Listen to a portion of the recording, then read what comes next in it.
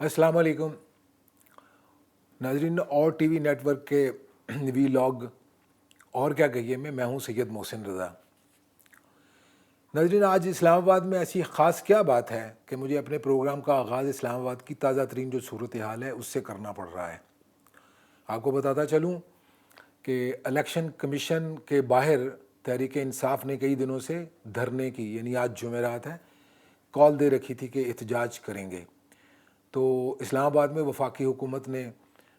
इससे निपटने के लिए जो तरीका इख्तियार किया है ये है कि इस्लामाबाद को आने वाले तमाम रेड जोन के जो रास्ते हैं वहाँ पर कंटेनर जो हैं वो लगा के रास्ते बंद कर दिए गए हैं और सिर्फ मार्गला रोड का एक रास्ता है उसको खुला रखा गया है। इसकी ज़रूरत क्यों पेश आई? हर दो तरफ से इसके बारे में दलाइल मौजूद हैं। वफाकी हुकूमत ने जो इंदिया दिया था वो ये था कि तहरीक इंसाफ के बारे में इत्तलात ये हैं कि ये इलेक्शन कमीशन के बाहर आज के दिन ये हंगामा करेंगे और लॉ एंड ऑर्डर की सिचुएशन पैदा हो सकती है। तो वजारत दाखिला ने इसके लिए जो मेजर्स लिए, इस्लामाबाद की पूरी इंतज़ामिया इस वक्त इस सिचुएशन को कंट्रोल करने के लिए रेड अलर्ट पे खड़ी है। अगरचे शाम का एहतजाज का प्रोग्राम F9 पार्क में तहरीक इंसाफ ने अनाउंस कर रखा है। तो सवाल बुनियादी तौर पर यह पैदा होता है कि ये सारे इंतज़ामात करने की वफाकी हुकूमत को ज़रूरत क्यों पेश आई? क्या इस्लामाबाद पे किसी मेरे मुंह में खाक किसी दुश्मन ने, किसी दुश्मन मुल्क ने चढ़ाई का कोई इंदिया दिया है या ऐसा कोई अलर्ट जारी किया गया था? पाकिस्तान तहरीक इंसाफ पाकिस्तान की एक मकबूल तरीन जमात है और उसकी कामयाबियों की भी तारीख़ है, उसके एहतजाज का अपना एक अंदाज़ है। और जब इमरान खान साहब ने यह कह दिया था कि हमारी एहतजाज की काल जो है वह पुरअमन है, तो फिर इसको रोकने की ज़रूरत क्यों पेश आई? तो जिस बायस ये ज़रूरत पेश आई कि इस्लामाबाद का रेड जोन जो है उसको चारों तरफ से सील कर दिया जाए, वो सबब बुनियादी तौर पर यह है कि इलेक्शन कमीशन ने फॉरेन फंडिंग केस में जो 2 रोज़ पेशतर अपना फ़ैसला सुनाया, उस फैसले से पहले भी और उस फैसले को सुनने के फ़ौरन बाद तहरीक इंसाफ का ये मुतालबा कि चीफ़ इलेक्शन कमिश्नर जो हैं वो इस्तीफ़ा दें, उसके लिए प्रेशर बढ़ाया जा रहा था।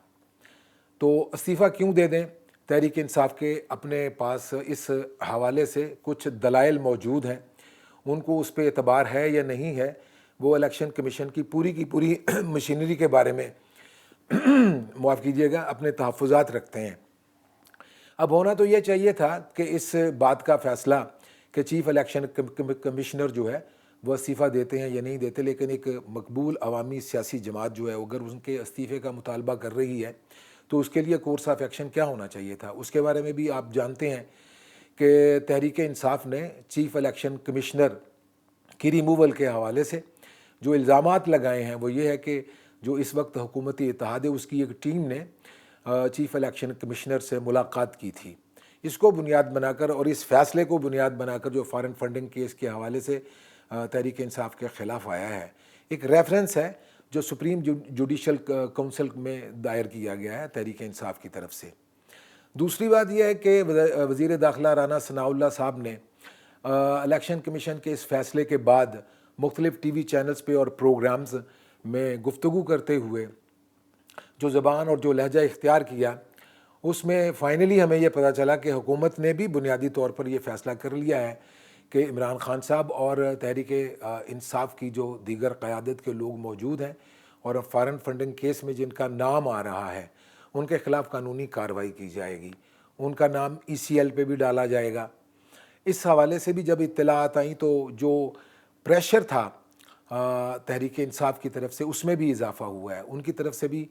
तल्ख़ बयानात सामने आना शुरू हुए हैं। ये है वो पस मंज़र जिसकी वजह से आज इस्लामाबाद में रेड जोन को सील किया गया है।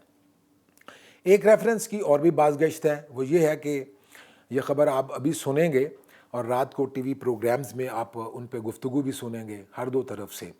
तहरीक इंसाफ के लोग भी बोलेंगे और हुकूमती जो कायदीन हैं वो भी इस पर बात करेंगे।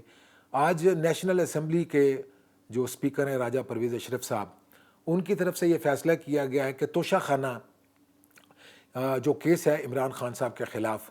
उसमें एक रेफरेंस जो है वो इमरान खान की नाअहली के लिए इलेक्शन कमीशन में भेजा जाएगा। मतलब ये है कि ये समझता है यार आने वाला मैं ना आऊँ तो तमाशा ही ना हो। ये एक तमाशा जो हम हर रोज़ देखते हैं اس میں پالیٹکس کرنے کے لیے اور حکمرانوں کو اقتدار سے بے دخل کرنے کے لیے اور سیاسی جماعتوں پر پابندی لگوانے کے لیے اور ان کے جو فنڈز ہیں ان کو ریگولیٹ کرنے کے لیے یا ان پر ان فنڈز کے حوالے سے الزامات لگانے کے لیے اس وقت اسلام آباد میں بازار گرم ہے۔ تو بنیادی طور پر جو سوال ہے وہ یہ ہے کہ حکومت کرنا اور حکومت میں آنا اور الیکشن لڑنا اور الیکشن میں منتخب ہو کر آنا ایک باقاعدہ پروسیس ہے جو تمام ڈیموکریٹک معاشروں میں اور سوسائٹیز میں ہم دیکھتے ہیں، لیکن پاکستان میں ایسا کیا عجب ہے کہ یہ بات اپنے سرے چڑھ ہی نہیں رہی۔ اگر کوئی اقتدار میں آ جاتا ہے تو اس کو اپنے اقتدار سے باہر نکلنے کے لیے خدشات اور تحفظات لاحق ہو جاتے ہیں، اور اگر کوئی اقتدار سے باہر چلا جاتا ہے تو دوبارہ اقتدار میں آنے کے لیے وہ حربے استعمال کیے جاتے ہیں جو آپ اور ہم روز دیکھتے ہیں۔ اس تناظر میں ایسی بہت ساری چیزیں ہیں کہ ہم امید کرتے رہتے ہیں کہ میں کچھ مفروضوں کی بنیاد پر ایک خبر آپ سے شیئر کر رہا ہوں کہ کتنا اچھا ہوتا اگر ہم سوچتے کہ جو پیٹرول اتنا مہنگا ہوا ہے، جو پیٹرولیم مصنوعات میں اتنا اضافہ ہو رہا ہے، پاکستان کی گرتی ہوئی معیشت جو ہے اس میں یہ ایک ایسا کام کیا گیا کہ اس میں سنبھالا بھی آیا ہے اور اس میں ٹھہراؤ آیا ہے اور پاکستان کی معیشت جو ہے وہ مستحکم ہو رہی ہے۔ ایسا تو نہیں ہو رہا۔ ہمیں بتایا جا رہا ہے کہ ڈالر کی جو فلائٹ تھی اس میں ایک ٹھہراؤ آیا ہے، لیکن مارکیٹ کی فورسز جو ہیں وہ اس کا فیصلہ کرتے ہوئے کہ ڈالر کو کب مہنگا کرنا ہے، کب اس کو سستا کرنا ہے، کب اس کو روکنا ہے، کب اس کو فلوٹ مارکیٹ میں کرنا ہے، وہ اپنا کام کیے جا رہی ہیں اور پاکستان کی جو ریاستی مشینری ہے اس پہ کوئی عمل دخل نہیں ہے۔ اسی طرح سے ہم کتنا خوش ہوتے کہ جو لوگ سیلاب زدگان ہیں اور جن علاقوں میں بیماریاں پھوٹ پڑی ہیں سیلاب کے بعد اور طوفانی بارشوں کے بعد، ان علاقوں میں ریہیبلیٹیشن کا پروسیس جو ہے وہ شروع ہو گیا ہے اور ادویات موجود ہیں اور کسی کو فکر کرنے کی کوئی ضرورت نہیں ہے۔ ایسا بالکل نہیں ہو رہا۔ ہمیں جو نظر آ رہی ہیں چیزیں وہ یہی ہیں کہ حکومت اقتدار میں رہنا چاہتی ہے، وہ یہ بات کہہ رہی ہے اور وہ بانگ دہل کہہ رہی ہے کہ الیکشنز جو ہیں اگست 2023 میں ہوں گے۔ دوسری طرف سے تحریک انصاف کا یہ مطالبہ ہے کہ اسی سال الیکشن ہونے چاہیے، اور احتجاج جو وہ کر رہے ہیں یا مزید بھی وہ شاید کال دیں گے اسلام آباد میں حکومت کے خلاف، ملک بھر سے شاید تحریک انصاف جو ہے وہ اپنے سپورٹرز کو اکٹھے کر کے اسلام آباد میں جمع ہونے کا، دھرنا دینے کا، احتجاج کرنے کا ایک پروگرام بنا رہی ہے۔ یہ تو پھر وہی پریکٹس ہوگی۔ تو ہمارے لیے اس میں اس احتجاج کو کیا ایک ایسی سرگرمی کے طور پر اب لیا جائے گا کہ ہمارا دن بھی اسی کے ساتھ گزرے گا اور ہماری رات بھی اسی کے ساتھ گزرے گی؟ پورے کا پورا میڈیا اس میں انگیج ہے۔ ساری ریاستی مشینری جو ہے وہ تحریک انصاف کو اس کال، دھرنے کی کال اور احتجاج سے روکنے کے لیے جو ہے وہ ریزرو رکھ دی گئی ہے، اور کوئی ادارہ اپنا کام نہیں کر رہا۔ ایسے سارے معاملات میں ہمارے ویورز جو ہیں اور اخبارات پڑھنے والے جو لوگ ہیں ان کو کسی خبر کی، اچھی خبر کی کسی جگہ سے کوئی اطلاع نہیں ملتی۔ چلتے چلتے آپ کو ایک اور بھی بات بتاؤں کہ کل ایک نجی ٹی وی چینل کے پروگرام میں ہمارے کئی مرتبہ منتخب ہونے والے، پھر منسٹر بننے والے، راولپنڈی سے ان کا تعلق ہے، شیخ رشید صاحب کسی تعارف کے محتاج نہیں، ان کا اپنا ایک انداز ہے گفتگو کرنے کا، خطاب کرنے کا، شعلہ بیان مقرر ہے،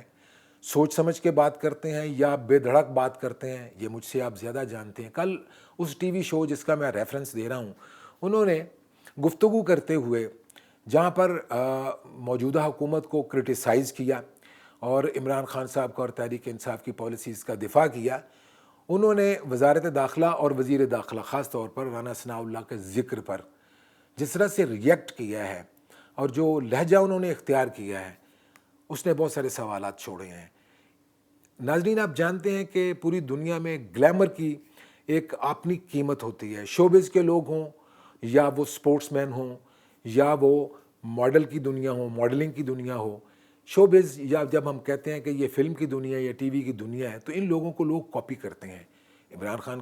جب پاکستان نہیں پوری دنیا میں ایک کرکٹر کے طور پر، اور 1992 کا ورلڈ کپ جیتنے کے بعد جو ان کو پذیرائی ملی، ہیرو بن گئے لوگ، ان کا لائف سٹائل، ان کے کپڑے پہننے، ان کے بولنے کا سٹائل، ہر چیز کو کاپی کرتے ہیں۔ شیخ رشید صاحب، یہ بات آپ کیوں بھول گئے کہ آپ نے جو کل یہ حرکت کی ہے اس کو بھی لوگ اپنائیں گے؟ اور خاص طور پر جو تحریک انصاف سے شکایت ہے لوگوں کی کہ انہوں نے جو ڈکشن ایجاد کیا ہے وہ قابل اعتراض ہے۔ تو ان سب لوگوں کو یہ سوچنا چاہیے کہ ان کو دیکھنے والے اور ان سے متاثر ہونے والے لوگ ان کے بارے میں اپنی اوپینین بھی رکھتے ہیں اور ان سے متاثر بھی ہوتے ہیں۔ آج کے لیے اتنا ہی، کل آپ سے پھر ملاقات ہوگی کسی اور موضوع پر۔ اپنا خیال رکھیے گا۔ خدا حافظ۔